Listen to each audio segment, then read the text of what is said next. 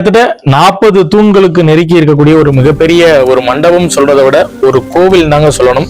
ஒரு காலத்துல இது எந்த கோவிலா இருந்துச்சுன்னு தெரியல. ஆனா சில விஷயங்களை வைத்து பார்க்கும்போது இது பெருமாள் கோவிலா இருந்திருக்க வாய்ப்புகள் இருந்திருக்குங்க.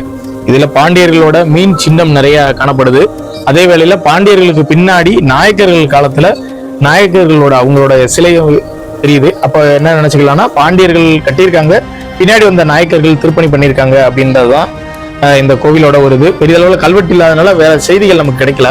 ஆனா இன்னைக்கு இந்த கோவிலோடைய நிலைமை இந்த மாதிரி தாங்க இருக்குது. பாத்தீங்கன்னா தெரியும்.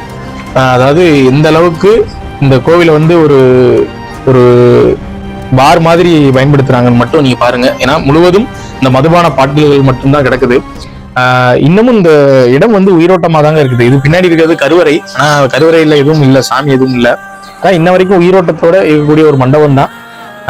அரசாங்கம் முன்னெடுப்பு பண்ணுனா இந்த இடத்த பாதுகாக்கலாம். இன்னொரு 2-3 தலைமுறைக்கு இந்த இடத்த பாதுகாத்து கொண்டு போகலாம். இந்த இடம் எங்க இருக்கு அப்படின்னு நம்ம பார்க்கும்போது விருதுநகர் மாவட்டம் அழகிய நல்லூர் அப்படின்ற இடத்துல இருக்கக்கூடிய இடம் தாங்க இந்த இடம்.